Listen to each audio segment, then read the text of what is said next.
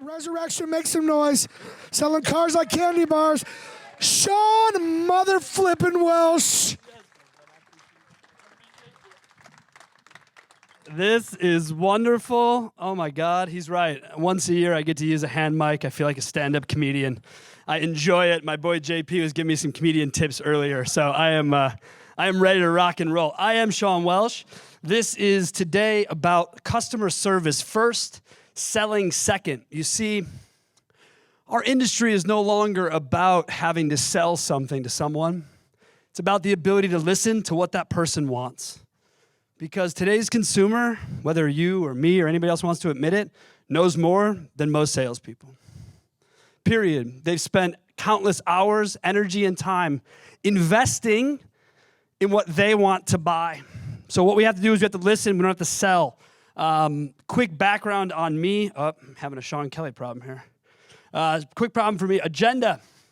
Briefest of introductions. As said earlier, I am Sean Welsh. This is my 22nd year in the car business. I spent the first 13 running dealerships, all the way up to ownership, till I sold my stake to take a terrible corporate job with a terrible company that I regret to this day, but life is life.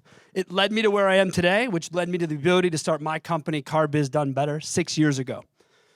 So what I want to do is thank you, I appreciate that. Yes, thank you. So we have a small crowd. So what I like to do with small crowds, I like to go person by person, hear exactly why you're here. I'm just kidding. I'm totally joking. Don't worry. I know everyone's like, oh shit. Don't worry, it's fine. We're not gonna do that, okay? The briefest of introductions, that shit's over. We're moving on. Ready? Meet and greet and test drive. You guys, salespeople, right, in the room? A couple of hands, salespeople, sweet. What the fuck happened to the test drive? Right? Right, what happened? You guys decided, like, I don't know, I think it's better to satellite, from back at the dealership and watch this shit happen. What are we doing? Why are we doing that? Listen, that's where you make money, is on test drives, not sitting in your fucking office, okay? All right, excellent. Jason, thank you. I'm looking forward to the applause today. Next, what if they walk? After that test drive you didn't go on, because what the fuck do you know, right? Because you weren't listening. They leave because they're not interested in doing business with you today. For whatever reason, I could give you 5 reasons why people wouldn't buy a car from me. I've been up here for 2 minutes. I'm sure you could give me 2 reasons already, right? You're like, yeah, for sure, I get it. Yeah, so it's about personality, it's about people, but it's about listening, because that's the goal, right? Listen. I didn't learn to listen till I met my wife. I've been with her 15 years. I'm still not good at listening. If she were here, she'd tell you that. She just doesn't like Vegas, so that's why she's not here. I bring what I call my work wife. That's the guy who takes all this stuff, all this beautiful deck you see. He designs all these things, you see, because it's about support. Because he listens to what I need, and then he makes it happen. He puts it in order because he listened. That's what I'm about. So what if they buy? That's fun. We're going to cover what if they buy, because if they buy, they're going to keep buying from you, I promise. We're going to go over how that happens. All right? And then I like to give takeaways, right? Like my boy Sean Kelly, I like to leave a couple notes up, give you guys something to take pictures of, because that's what people do with decks. That's cool. This deck is boring as shit. So don't feel compelled to take pictures of anything you see here today, because it's not what it's about. Write notes. If you want to run video for notes, go ahead. You have a voice recorder, run it. I don't care. I'm like a Grateful Dead show, man. Share it with all your friends. Record it and share it for everywhere. I want everyone to hear the message, because my goal, as Matt said, was to leave this business better than I found it 22 years ago. That's my goal every day. That's why I wake up and do what I do, is to make this industry better. But before I was slinging cars, I was selling suits. I worked for the Men's Wearhouse, right? I was like, yeah, I remember those commercials. That guy in there told me, I guarantee it. I like the way I look, right? That's my guy, okay? This quote came directly from him in his, I hate to name drop like this, but it's only part of the story. In his private jet on the way to Orlando, Florida, he said this very line to me, because we were talking about how I became a product nut. I knew everything about a suit, how it cut, where the floating chest piece was, the seam count, all this useless nonsense. And he'd catch me one time talking to someone, and I was just like, oh my God, sir, blah, blah, blah, throwing up details all over this guy. All the guy needed was a suit for a funeral. And I'm here telling him about why it's the nicest fabric he's ever seen in his life. He says to me, Sean, Basically, 90% of your customers care about 10% of what you know, and 10% care about the other 90. Just listen and be respectful. Stop trying so hard. Listen. Listen, listen. This is a guy who could be, we were on the jet, so they play this game. I'd never been on here before. All the executives play a game with him where it's called Guess the Number. This dude had 1,600 stores, okay? You could say a store number, 1547, and he would tell you comps against the year and the month. Without a laptop, without a computer, without anything. He would tell you. And they would go, and someone would have a piece of paper, and they would go, okay, yeah, he's like $500 off. That was because yesterday was a $600 day. So how could he know, right? So the idea was that he had all of this knowledge about his organization, but he rarely spread it out because what he wanted people to know is that all he wanted to do was listen to your needs. This dude ran a company that large, right? And when they ousted him, one of the worst moves that company ever made was getting rid of him because now they have no identity and no brand. If I asked you guys last time you saw a Men's Wearhouse commercial, you'd look at me and go, I don't know. But if he was still the face of the brand, you'd know because you'd be saying, I guarantee it. That's what you'd say. That's how it goes. So that's the awareness people have. So when working for a guy like this, and I call it lessons from a billionaire, you'd sit there and you'd listen to him talk, and he'd tell you about selling suits out of the back of a Cadillac in Dallas, Texas. Just showing up to people's businesses being like, how you doing? I've got 7 suits. I'm pretty sure one's going to fit. Let's try it on. Right? Trying to grow a brand out of the back of a car? Dude, that's real stuff. That's real stuff. And I dig that. And I like the fact that when he talked to us, he would do, so we had a thing at the Men's Wearhouse called Suits You.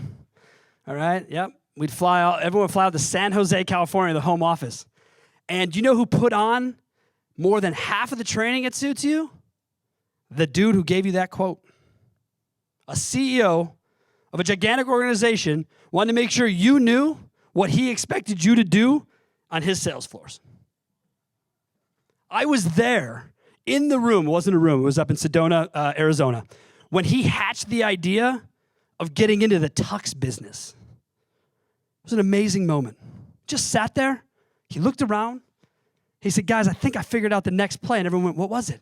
He said, we're going to rent tuxes. Of course, naysayers, right? Nah, that's a bad idea. Who wants to be in the suit rental business? We sell them, man. Let's sell them.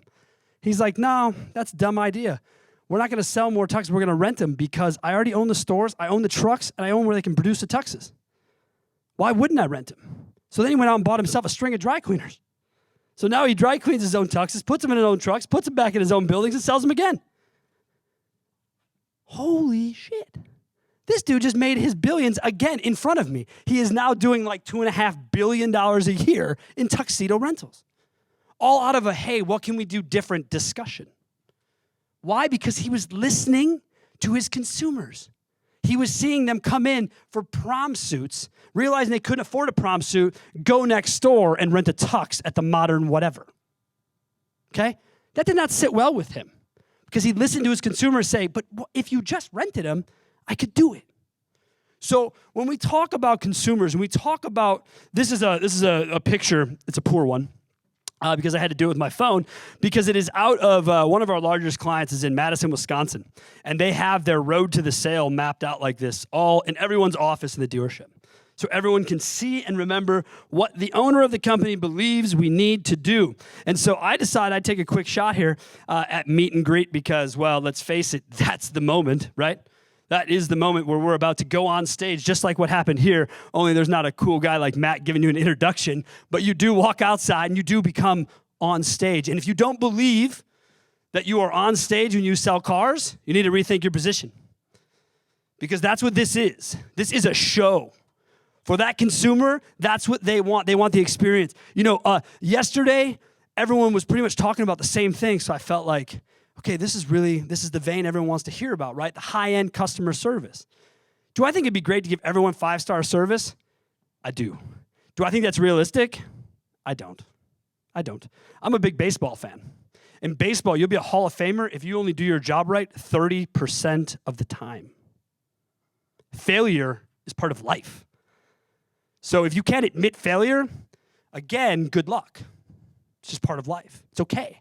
Everybody fails. The dude I just told you a quote from, he'd tell you his biggest failure is not doing more with his life. Create $1 billion company, he's still not satisfied. So it's not, people's failures are different, they're to them. So at the meet and greet, where you can fail is when you decide that the customer does not know more than you do. When you are in control of the discussion, right? You got to control that customer for the second they come to the door. No, you don't. No, you don't. You need to listen to that customer the second they hit the door. You need to stop. You need to say to yourself, Mr. Customer, how you doing today? Great, wonderful. What can we do for you? What are we here for? We're here for a car. That makes sense. I've got them. Cool. I'm looking for a Honda. Great. It's green. I've got that too. Well, let's go look. Great. I already know the price I want to pay. Are you serious? This is awesome. This is going to take like 7 seconds to do a car deal. Why do we fight this? Why must we say, no, come sit over here? No, I get it. You want the price? Cool. I got to go my manager's desk is like over here. It's back in the room in the corner. Nobody can see it because you're not supposed to see the manager.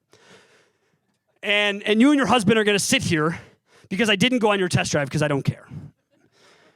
And I sat here and I did my deal and I gave you my pencil, which I wrote in fucking marker because that's 2019 type shit. And I said, so yeah, here's your price and yeah, so cool. Could we make a deal? No, we can't because your price is $2,000 higher than the one I saw online. Oh, well, the internet can't sell cars. Okay, I mean, that shit's not wrong, right? I mean, fair enough. The internet can't. But we can if we listen. And so the customer is now frustrated, right? Customer's been here for, let's be conservative and say an hour, and we all know that's wrong. But let's just say it. He's been here for an hour. And now he's like, dude, I thought I just could come in, buy the green Honda, and roll out. I had a price. I had everything I needed, and I don't even have a trade-in. Like, I'm trying to make this as easy as possible on everybody. And we still make it a pain in the ass. Because somewhere, on some desk somewhere, someone says, yes, but my pay plan is based in gross. So we're going to wait him out. You know, I had a manager who was so frustrated by a customer, he put me in the middle of it and had me go back at $1 off for almost 4.5 hours. $1 every single walk. That car deal ended because I ended it. Because I said, what price do you want to pay? This. He wants to pay this. We're not doing that. Then I'm fucking done here. Because I've wasted 4 hours of my day on a Saturday with this guy where I could be getting other ups. Because you're pissed off with the customer. Because he wants his price. Of course he wants his price. The customer, dude. Let's go. Stop acting like they're asking for something that you don't ask for every day of your life. The best deal for you, I don't care what it's on. Amazon, Wayfair, I don't care. You're looking for the best deal. That's why you do it. So if you admit your customer knows more than you do, it's going to make your life a lot easier. A lot easier. Because then you can act like it. Then you could be in the ass-kissing business, what I like to call it. Customer comes in, I got a price, I got this. Wonderful. Here's the velvet rope. Your ass can walk down to the desk, sit down, I'll be back in 10 minutes so you can get the fuck out of here in 30. Right? Because I don't have time to sit and screw around with you. And neither should my managers, and neither should ownership. And typically, because I'm fortunate enough to work with all aspects of dealerships, ownership is sort of disconnected from the disaster that exists on its sales floor. Because what I get called in for is when people need more leads, better marketing. Not your problem, dude. None of you have a marketing problem, by the way. I don't even know what you guys do or sell. None of you have a marketing problem. All of you, at some level, have a selling problem. You don't sell enough of the people you got, and you don't mind the ones you already sold to. So come to me when you're doing those things and tell me you need leads. Fuck, I'll find you leads. That's easy. Easy. We can make a call right now on this stage. I can have leads lined up for $18 a crack. Does that sound like fun? No. Because they sold to 6 other people, and now it's a price game. Did you know customers are willing to pay more for an experience? It's crazy, right? I fall in that category hard. Hard. My wife gives me so much shit for the way I travel. Because I don't travel much, but when I do, I hate it. So I travel first class, nice hotels, because I don't like it. And my company's fortunate enough to be able to do that. It isn't to brag. It isn't to show off. It isn't to be some, highline guy. That's not what it is. It's, I hate fucking travel. So when I get to the airport, I'm TSA pre-checked because I don't want to wait in your dumb lines.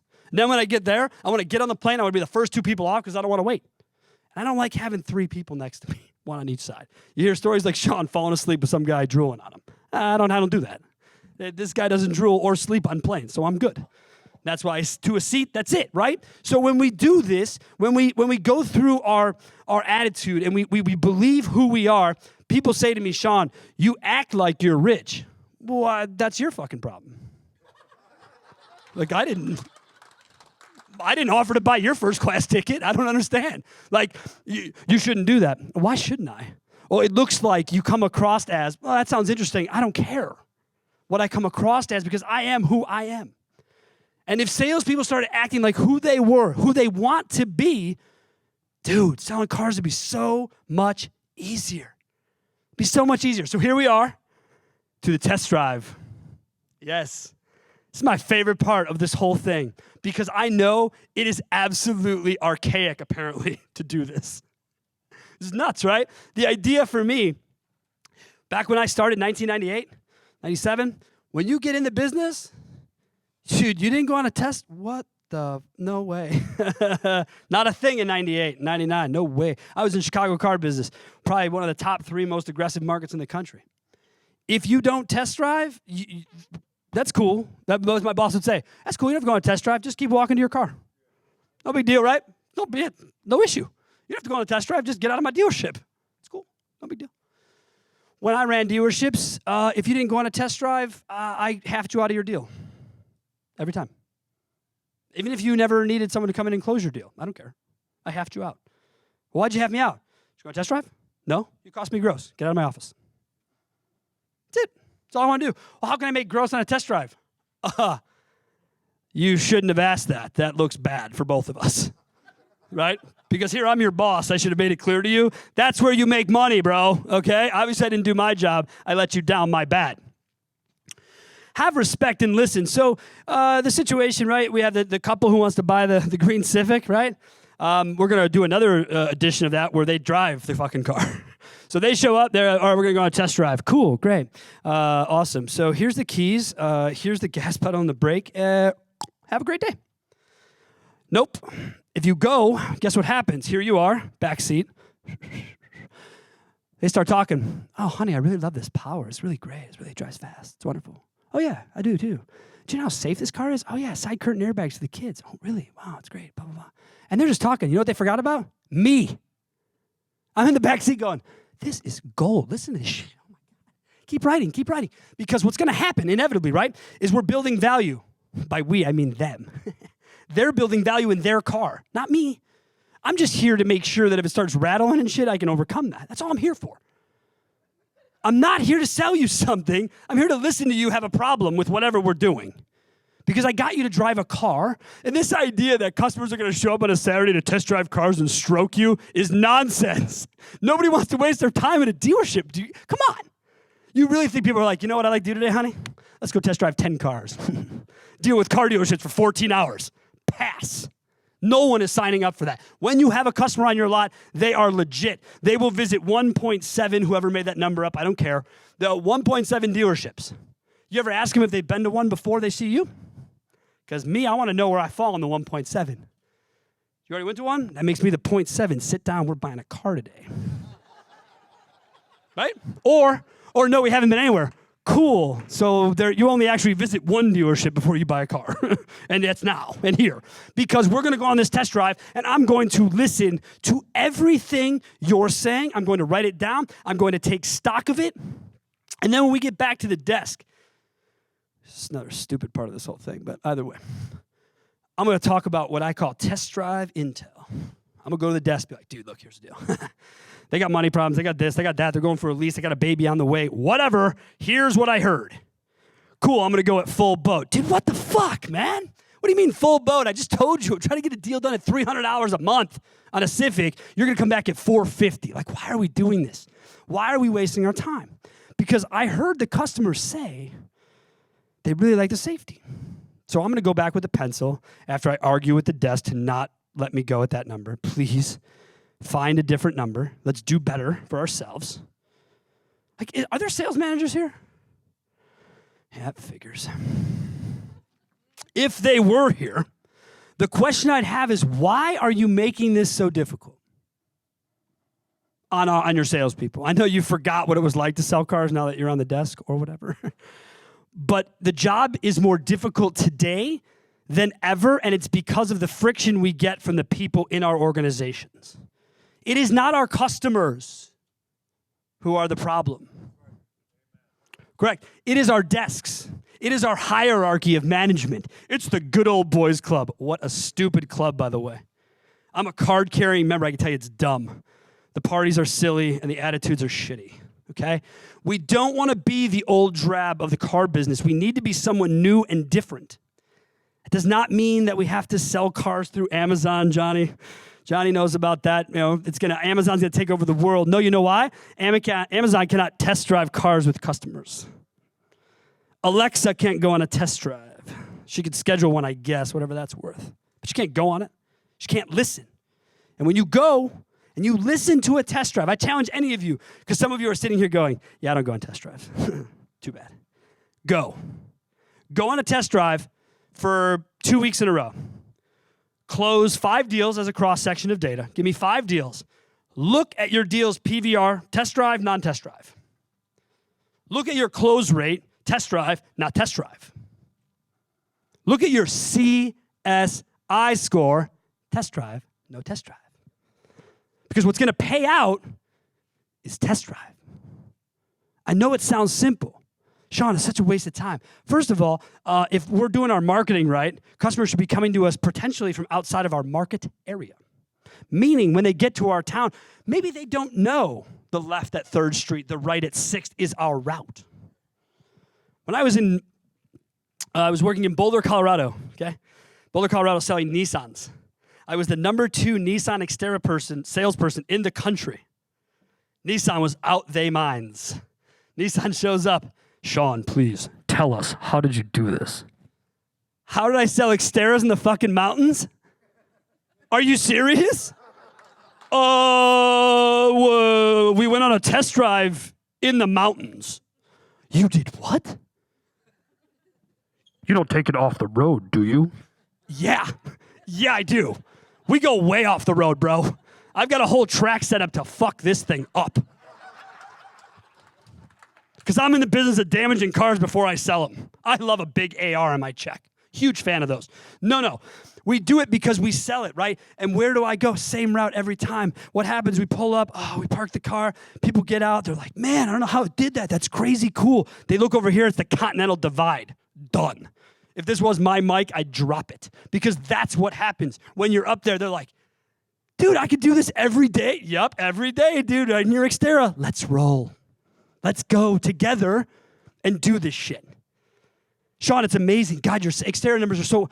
Stop it. They're not... Take market area into consideration. Whenever you hear anyone's crazy-ass statistics about things, consider market area. Consider the size of a town. Because people tell me, man, I got this dealer in New York. He's unbelievable. Last I checked, there's like 15 million people there. Yeah, you should sell like 500 cars a month because you got like 15 million people to pull from. Why don't you take that idea and go out to, I don't know, Salt Lake City, Utah? And now tell me that your idea is impressive because you have no idea how to talk to the local clientele. Ideas are not easily transferable by market area. Everything about a market area is different. I only was able to do what I did because I was in Boulder, Colorado. If I was selling Xterras in Chicago IL, not on the list. Okay? Not making the top 5, 10, 15, 100 salespeople in the country for that car because I'm in Chicago. But everything I learned about my customers, I learned on this damn test drive every time.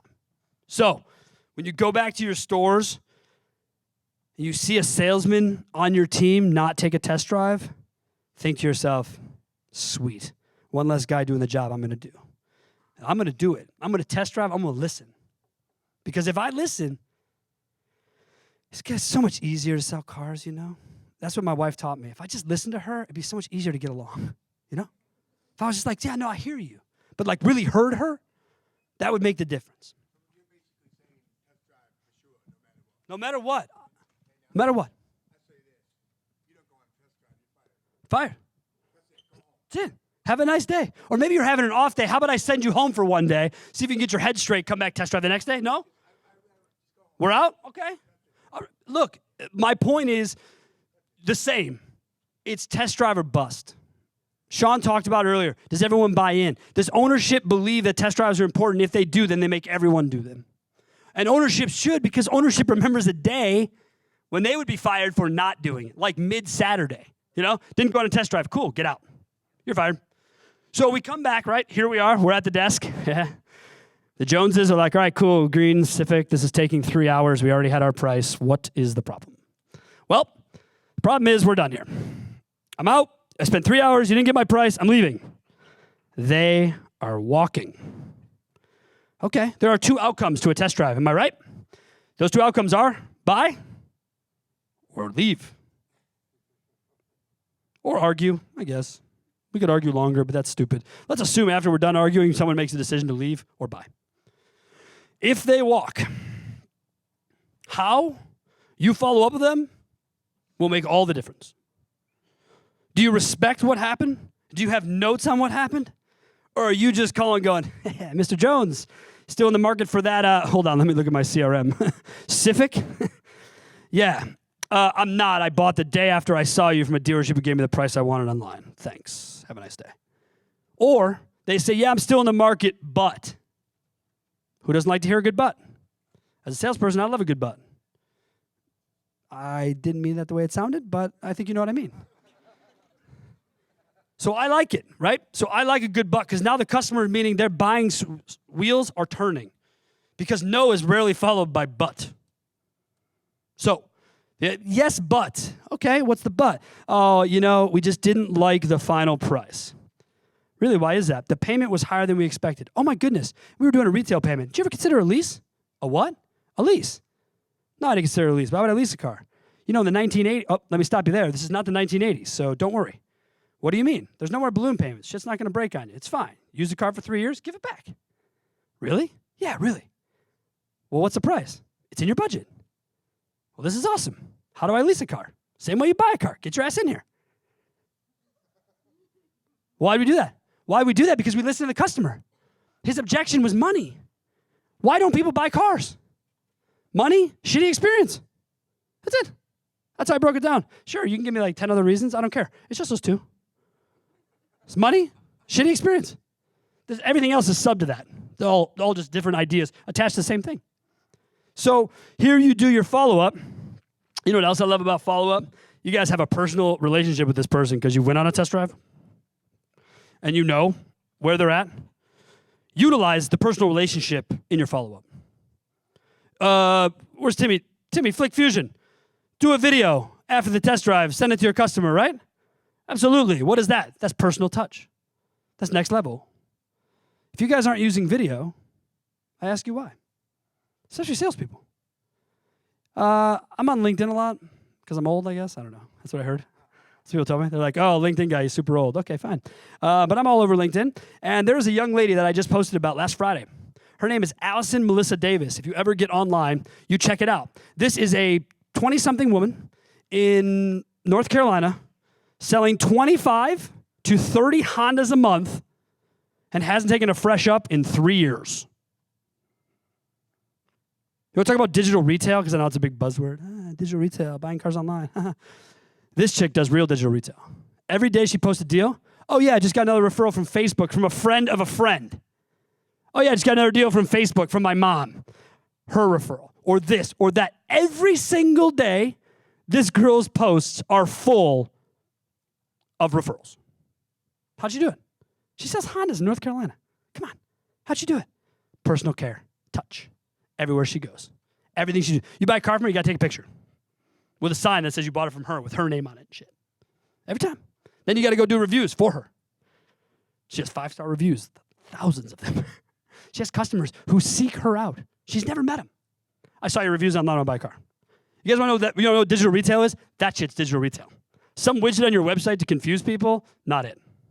That is digital retail. That is the future. And she only gets there because she's been listening to people this whole time. She follows up like a champ.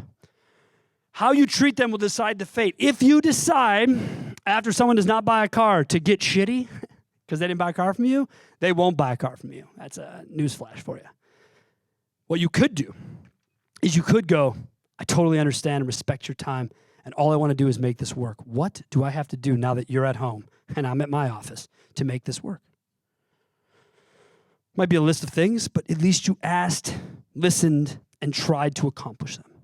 Maybe you sell them a car, maybe you don't. Let's talk about if you do, right? Because that's what we're here for, selling cars like the proverbial candy bars, right? Correct? If that's what this is about, if they buy, I have one simple rule. You can read it, and then I'll say it. Kiss their ass forever.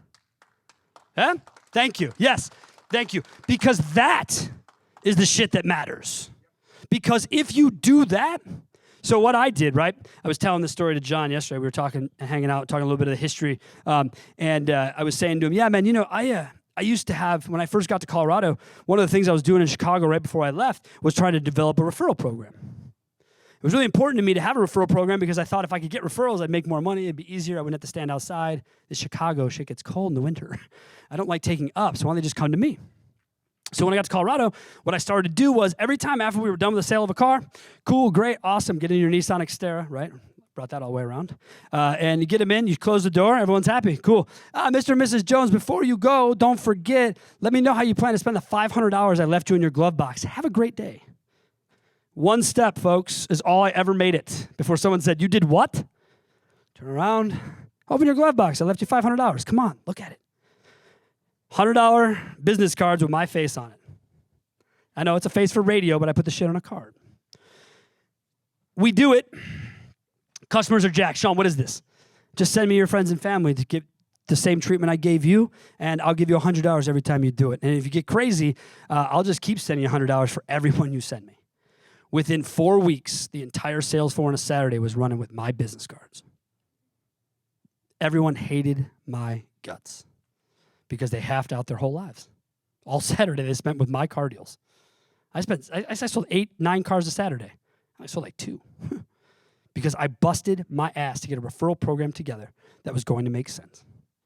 Because all it ever mattered to me was that deal, was kissing ass forever, literally forever. I did birthday cards, not for the consumer, for the car. Yeah. I'd ask like, did you name him yet? Stupid shit. I tell you guys something. If I had social media, CRMs, and BDCs, I would have never left selling cars.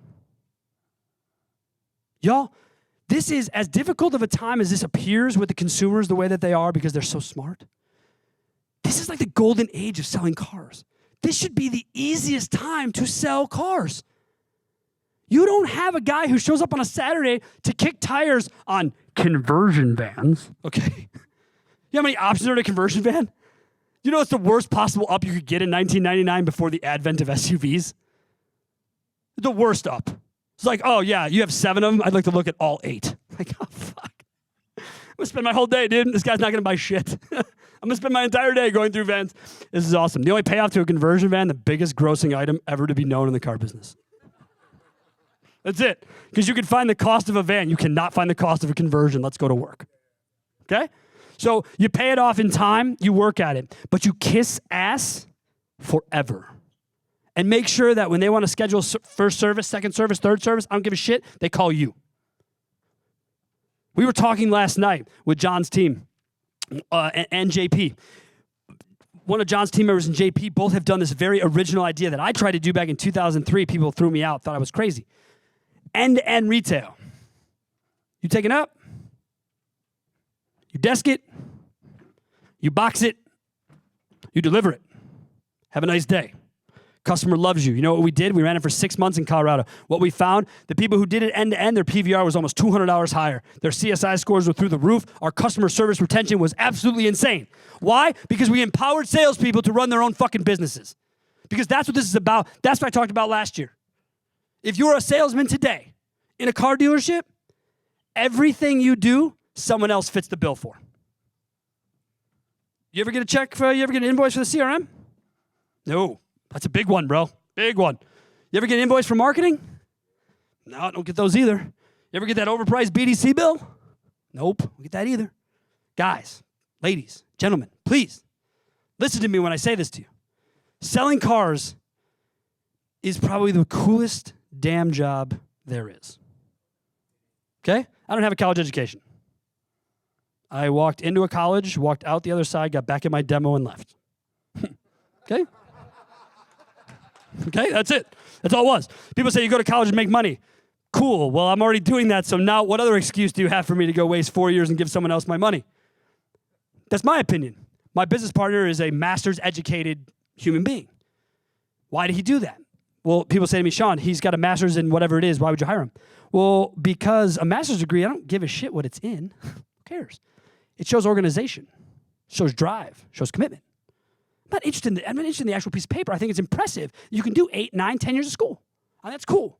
I got through like 8 minutes. That's me.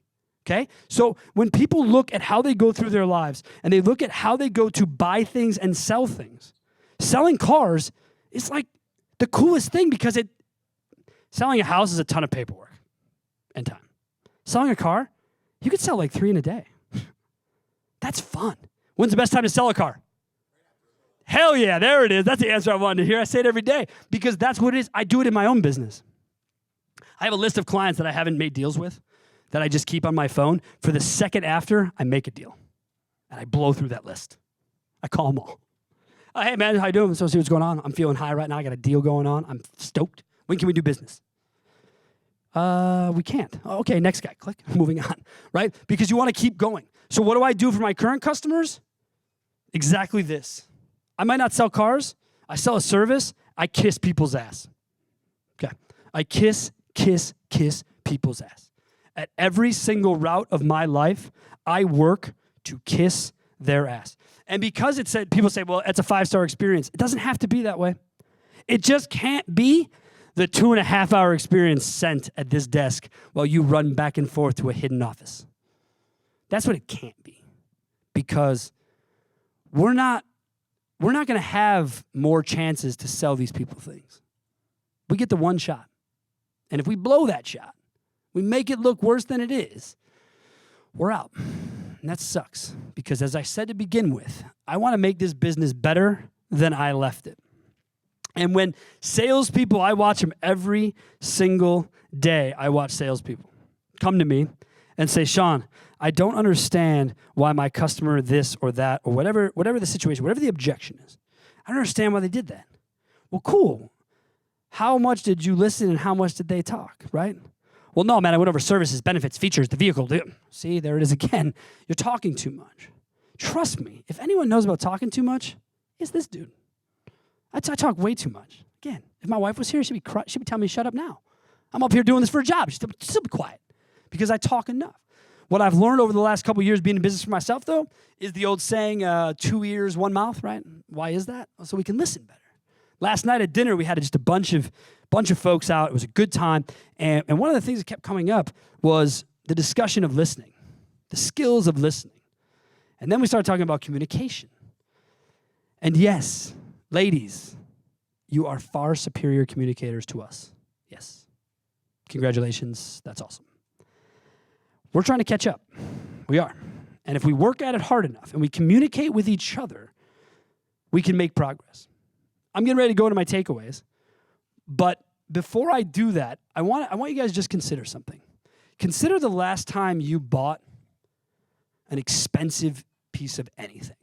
Property, jewelry, I don't care.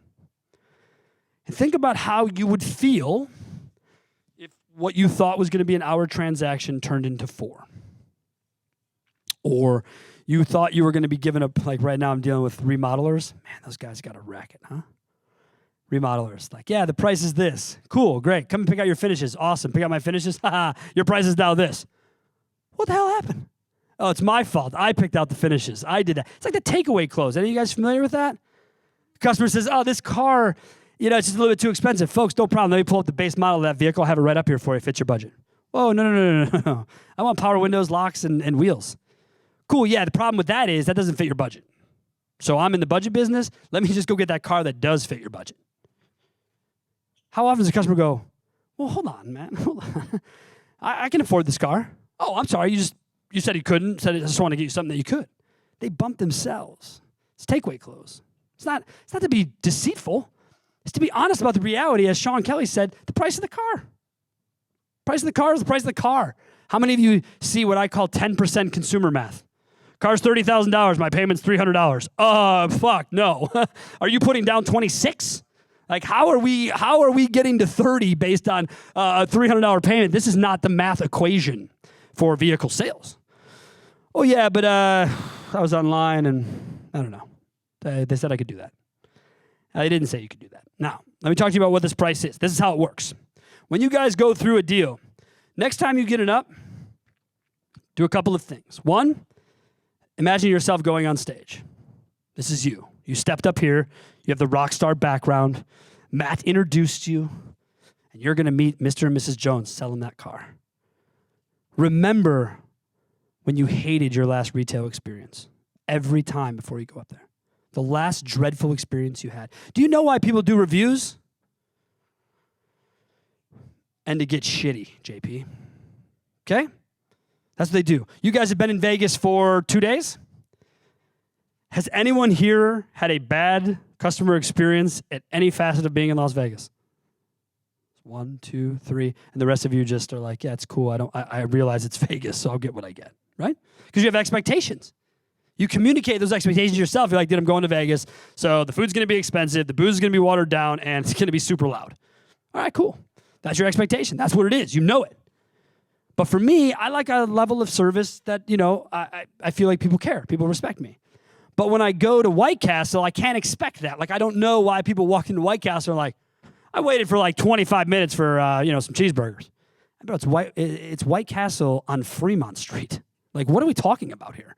Like, of course it took 25 minutes to get White Castle on Fremont Street.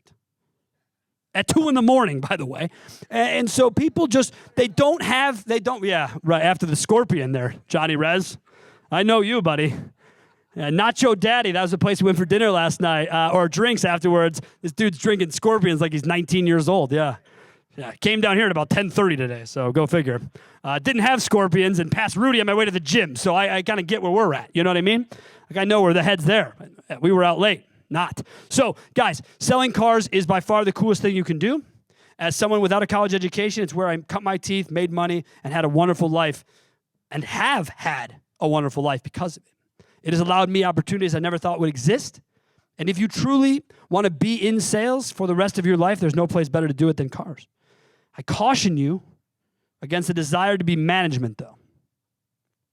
I do. Because management comes with headaches, oversight, bureaucracy, and if your true passion is selling, that shit don't happen anymore. Not when you're a manager. Manager's about pushing pencils across desks, putting CRM numbers in. Yeah, here's your quote. Get out. It's not selling. He's not selling me. You guys are the salespeople. But you don't have to sell if you listen. Right? The old adage, listen to your customer, they'll tell you what they want. It's legitimate stuff. It's legitimate stuff. We do it every day. I like to go at least once a quarter. I like to go to my buddies' dealerships on a Saturday and just take ups. Because I think that shit's fun. I like hearing customers. I like watching customers. I like seeing what they do. People say, Sean, you don't know anything about a car. That's true. I don't know shit about cars. Full disclosure, 22 years, I don't know shit about cars. I sold new cars like an animal. You know how I did that? That big-ass sticker on the window. You know what's impressive?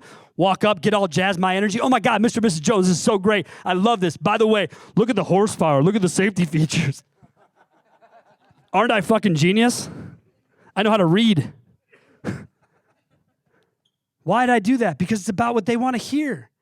She wants to hear about safety. Why are we talking about energy power? She doesn't care. Talked about the airbags. Talked about the brake assist. Talked about the rearview camera. Dude, listen to your customers. And when they ask you to communicate with them a certain way, do it.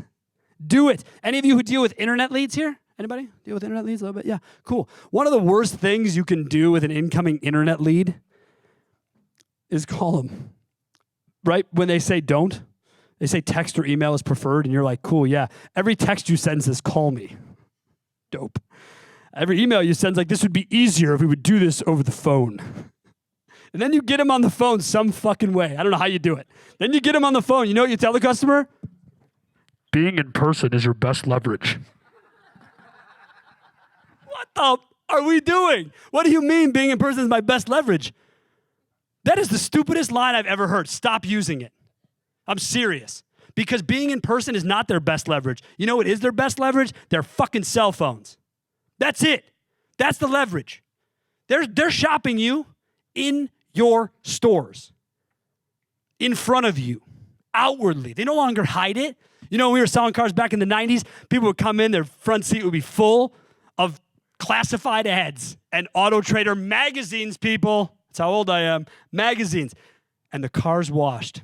Guess what today is, baby? Buy-in season. Buy gross all the way around because they're there to buy a car. He went to the car wash. He paid the $8. He ain't leaving without a new whip. We're not doing it. We're here to sell cars. He's motivated. Now your customer doesn't have to have the classifieds in the front seat. Just a smartphone. Just a smartphone to do what they need to do and bring everything back to the front. Think about it. You're sitting in your dealership. He's got the specs pulled up on his phone. If you don't know the answer in today's world, do not lie. Do not lie. You know how long I was a new salesperson? 10 years. So every time I didn't have an answer, I'm like, folks, I'm a little bit new. Give me a second. I've been doing this 10 years. I'm not new. What I'm new at is listening to that objection, not having an answer for it. That's what's new to me. But I can't say that, so I got to recuse myself by saying, yes, great idea, new guy, hold on. That's how we do it. Because what we don't want customers to know is what's about to happen. We went out to in Wisconsin. We do what's called Fish Fry Friday because that's how we roll in Wisconsin. We fry shit. So we love cheese. We fry it. We love fish. It's healthy. We fry it. So on Fridays we go out for fish fries. We went out to one of the bigger fish fries. We're kind of nerds about it. I don't want to bore you, but we go out to this restaurant. A bunch of us. We're all sitting down. The guy comes over and he's like, "Folks, just so you know, it is going to be 30 to 35 minutes for your food." And the table just has a what the fuck just happened? The guy said he wasn't bringing food, or he says it's going to be 30 minutes. It's going to be 30 minutes. Gasps. Server walks away. One of my buddies goes, "We've been coming here for a while. No one's ever said that. Why did he say that?" Oh, everyone at the table agreed, except for me. Everyone at the table agreed. Yeah, man, he's setting us up. It's going to be an hour. Like, dude, homeboy set us up. I'm like, I don't think so. I think he just did the opposite. I think he's about to show up with 15 minutes of hot piping ass food on this desk. That's what I think is going to happen. 14 minutes later, food arrives. Everyone at the table is blown away. They got smiles ear to ear. I thought we were going to have to wait 30 minutes. No, he lied to you. Why did he lie to you? Because what he wanted to do was he wanted to underpromise and fucking crush the delivery. Kill it.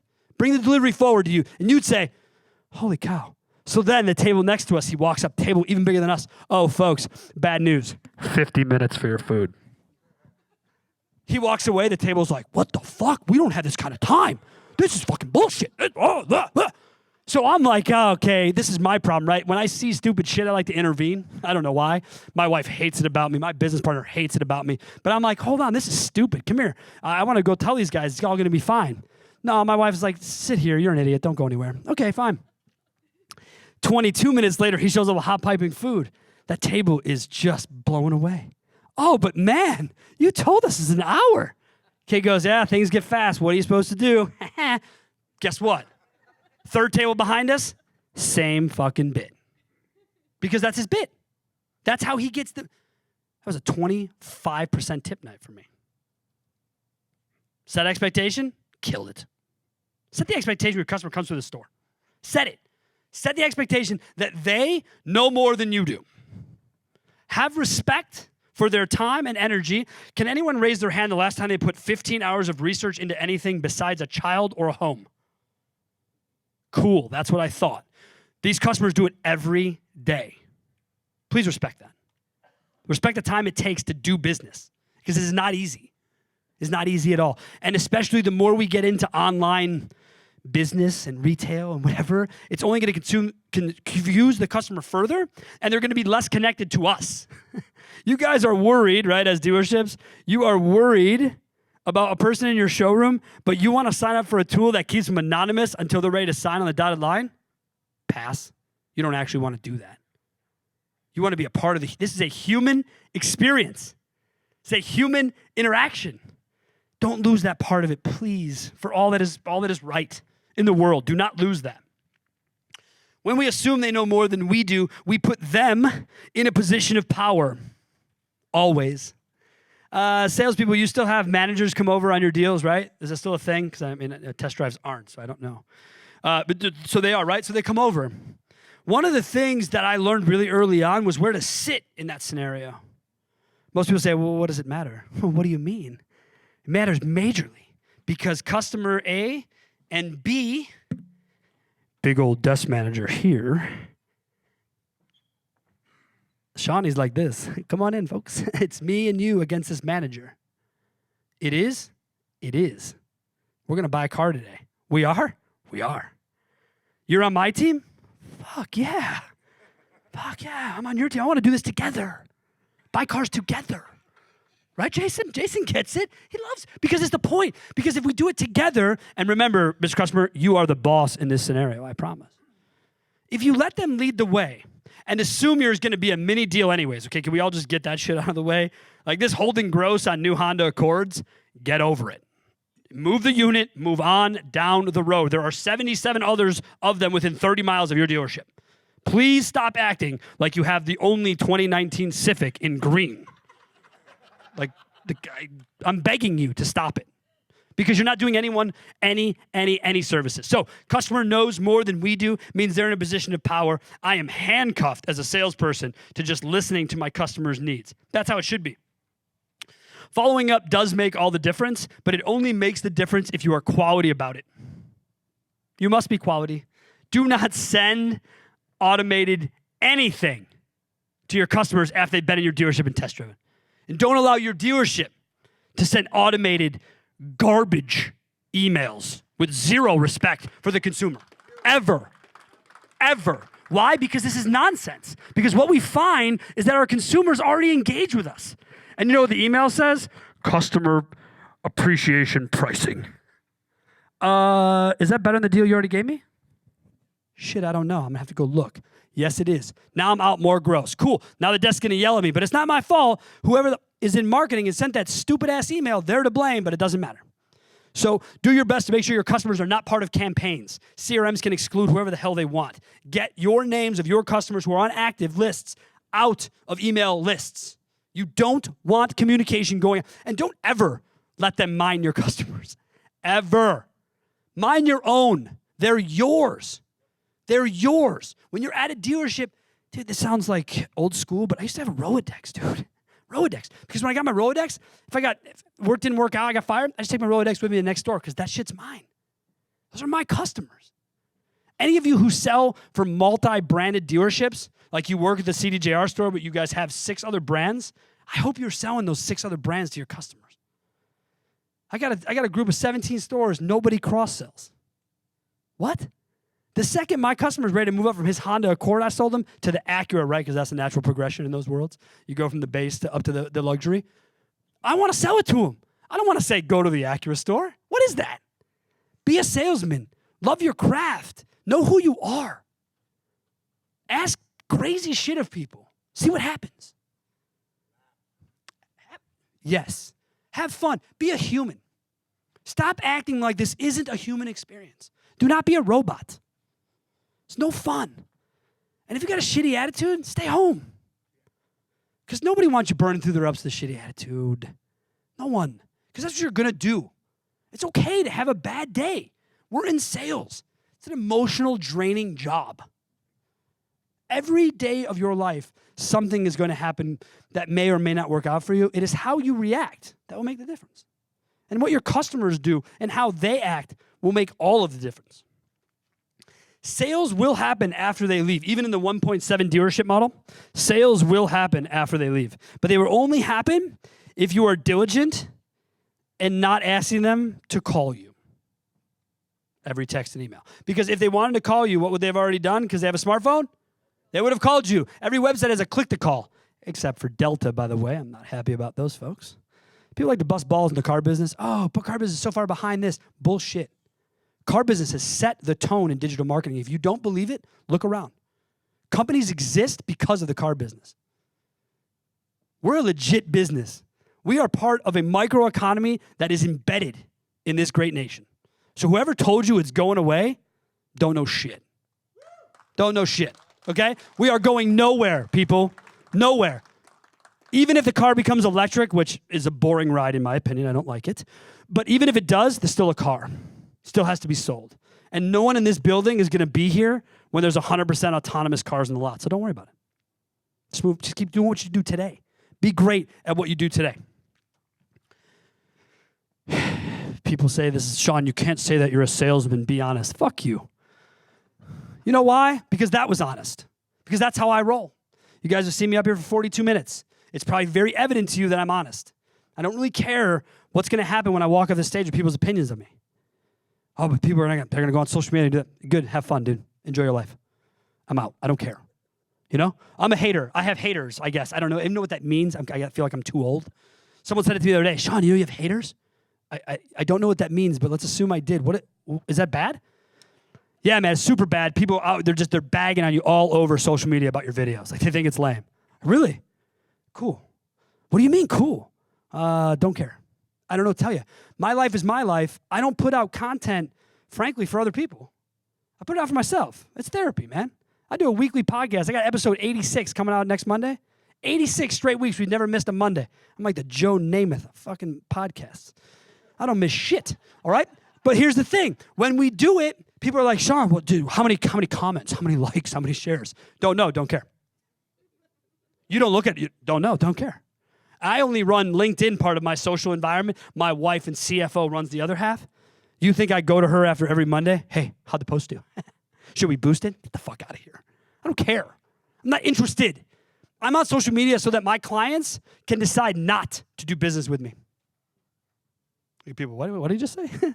Yeah, man. That's why we created the podcast, because you can watch 2 episodes of my podcast and within 8 minutes decide if you want to do business with me or not. It's not that hard. I am not for everybody, and I am fully aware of that. It's cool. It's cool.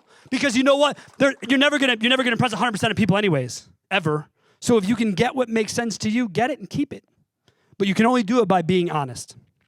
And, as always, if they buy a car from you, kiss their ass forever. Underline that in your notepads. Put stars next to that shit, because that's what you need to know moving forward. If you truly want to be a development of your own craft, someone who says, I can be Miss Melissa Davis. I don't need fresh ups. We had a rule at my dealership. If you worked for me more than 2 years and still needed to take fresh ups, every fresh up you took was a half deal. You don't need fresh ups if you got 2 years of customer files at the same brand in the same city. Shouldn't need it. Shouldn't need it. But Sean, it happens. I get it. And I'm not saying that it's for everybody, but what I'm saying is you should be looking more into what you do with your own book of business as opposed to asking others to fill your book of business for you. Internet leads are just declining, guys. I don't know. The idea of internet leads is going down. The phone, guys, the phone. Click-to-calls are going through the roof. Form fills are going in the toilet because form fills suck on mobile devices. Don't care where they are, who does them. But what's great is a button with a little green phone I press, boom, connected. You know what's funny? We had a discussion last night at dinner. Apparently a customer submitted a lead to our website we didn't get. I was fucking mortified. I shit you not. I sat there, I was like, oh my God, I started sweating, really uncomfortable. Sean, what's up? I didn't get a lead. What do you mean? My lead form's broken? This is BS. I can't have this be the case. Turn to my operations director. I go, get that fucking thing off the website. What do you mean? Get rid of the contact form. We've had 8 leads in 7 years. Look at everybody. How the hell is he in business? What's he doing standing up here? Because I'm 110% repeat referral. That's how my business rolls. I don't have sales teams. I don't go out and knock on doors. I kiss my customer's ass so they give me other people within their networks. That's what I do. That's how I roll. So when you're there, when you're selling anything, be a support system. Be on your customer's side of the argument. Guys, that is all. I'm Sean Welsh. Thank you guys so much for being there. Thank you. Thank you. Thank you. I didn't even have to ask him to make some noise for you. But make a little more noise anyway.